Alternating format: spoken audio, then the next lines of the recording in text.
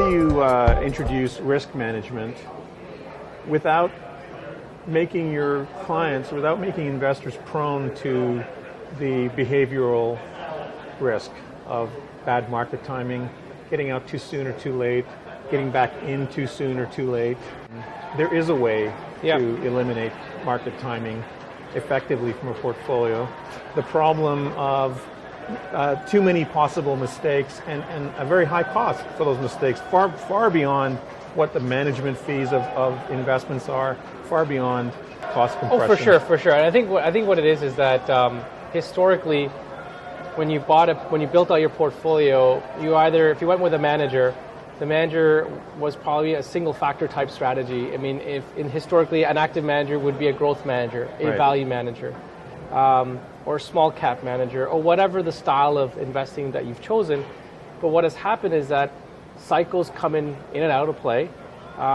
If you're buying a single factor strategy or a single view of the market, you either keep that strategy and you hold on to it even when it's underperforming, or with your skill or luck, you try to move to the next cycle. And there is a lot of worry of the market timing risk that you can do. So you may stick with one strategy throughout a cycle. You may outperform in 2 of the 5 years or 3 of the 5 years. Yeah. And what we've seen is that from a lot of advisors is that they have started to say, well, what if I can pick the top 3 to 4 factors that will help me smooth out my ride? And what I see there is that if I can pick historically factors that have outperformed the benchmark, and a lot of times when you look at factor investing is that they're deeply rooted by academic finance. So there's written papers, there's white papers, so there's merits to the investing in these cycles, but they perform well in some cycles and they perform not well in other cycles. So when you go through a multi-factor cycle, you get to participate over the long term for a smoother ride approach. The upside potential is usually in the mid-90s or so, but the downside is in the mid-70s because you're not putting all your eggs in one basket, you're just diversifying between the factors. So what I tell a lot of advisors that you have to really look under the hood when you're looking to make that investment because multi-factor strategies are quite different. So you got to find the one that really jives with your business practice and what type of outcomes you're trying to have for your client base. I'm just sitting here, listening to you and I can't help thinking that, we've got all these new words, multi-factor, smart beta, and, they're really just new words for things that already existed, right? I mean, I think advisors have to sort of wrap their heads around it. Like multi-factor is basically like saying, I'm going to build your portfolio with value stocks, with growth stocks, with low volatility stocks, and with dividend stocks, right? And so it's really just another way of saying diversified. It's a multi-factor portfolio. I know it's a little bit more intricate than that. For sure. You can introduce, it's more detailed, it's more specific than just saying, I've got a diversified portfolio of a bunch of stocks and a bunch of bonds to define the time. What's really brought it to the attention is the ETF structure. Yeah. Historically, you use mutual funds for that alpha generation, that conviction, that the manager style that you're looking for. And then all of a sudden we start to see those type of factors being available through an ETF. But what Smart Beta did is that what if we use the same rules that defines the filtering of what stocks I want to buy, but not pay for a manager cost? And all of a sudden Smart Beta, which is a rule-based driven strategy, with the same type of analytics that an active manager would use, but at a lower cost fee differential. When people hear, I think a lot of people when they hear these terms, these math terms, it's lost. Yeah. Because what does that mean? Beta. Like it sounds very. So what? It's jargony, right? It is jargony, and the problem is that you have to demystify it. I think the industry needs to demystify it as a whole. It was like you buy low cost beta, or you buy active management. But what if I can give you the best of both worlds? And what if I can run your portfolio more quantitatively? Yeah. What if I can run your portfolio with a certain outcome? So I can take the base index and make it smarter. And that's how Smart Beta, strategic beta came out, is that I'm going to take a beta index and tilt it towards areas that historically provided rewards in the portfolio. That will give me an outcome that I want. So if it's low vol, I want to buy a low volatility ETF. I'm going to take the S&P 500 or the TSX Composite and tilt it towards lower beta stocks. I want higher quality. So all of a sudden I'm tilting towards quality companies. Or momentum or value or size or small cap, and you can slice and dice it in so many ways.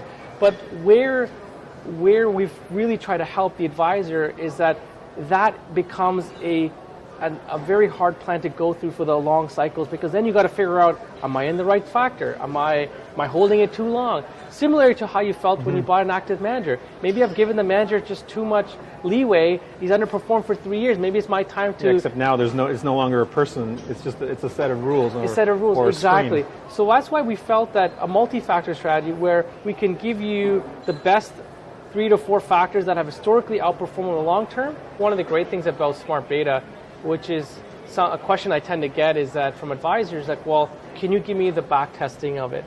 And the great thing with smart beta is that once the rules are set, and again, it's a committee that comes up with the rules. It could be MSCI or FTSE or whatever index provider you use, Russell.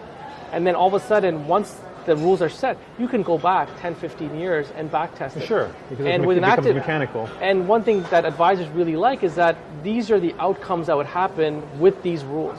And with an active manager, it could have been what he could have done or what he might have done.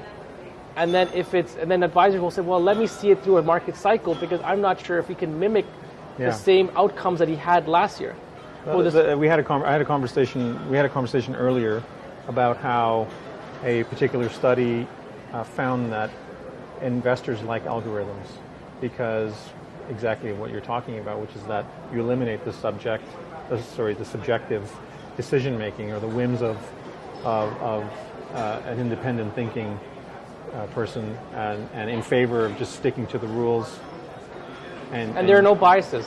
That's the other thing, right? And I think that's what advisors appreciate, is that I understand the methodology, I understand the outcomes I want to acquire for my portfolio, and based on the back testing, it makes a lot of sense. It's easy to understand the methodology, and now let me just see what the underlying stocks are. If these stocks are the type of stocks that I would buy for my portfolio, but now I can do it in one ticket, then there's no other reason why the pushbacks from the advisor become pretty much eliminated. Yeah, the other thing, we'll close with it, that smart beta that gets missed on, I think, in the discussions about smart beta, is that it's a set of rules. It's a rules-based investment process. But one thing that seldomly gets talked about is the semantics of the rules themselves.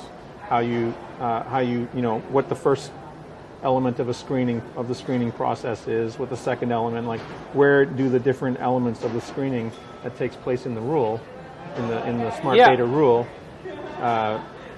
that can drastically change the results of the smart beta. Oh, for sure. And I think from when we have these conversations of smart beta, you got to talk about the index methodology and how it's created. And a lot of times what happens with these index methodologies, they sometimes become very, they're not easy to understand. Sometimes they're black box. Sometimes they're going through a screening methodology that the index provider, or you look at the perspectives all in terms of all statistical formulas that they've come out with. What we've done at Franklin Templeton is we try to keep it very simple. We try to make it so that the advisor can go back to his client and have an easy conversation with them and explain to them what the methodology is. So for example, our US mandate, FLUS, is 25 basis points. We're giving you a smart beta strategy with a quality and value outcome. But one thing we also did is we talked to the advisor. How do you build your portfolio, Mr. or Mrs. Advisor? Right. What stocks do you pick? And most advisors will say up front, I buy high quality stocks as my first filter. Yeah. What's the next thing I do? I buy some value stocks. I buy some companies that I think are undervalued, but will pay me some nice dividends. What's the next thing I'll do? Well, I buy some momentum stocks. My clients always ask, are we following the market? So the next thing we'll do is that we'll buy some lower beta stocks to kind of put all the ingredients together to build that nice recipe. And when we can do that for you, then all of a sudden that becomes your kind of core position.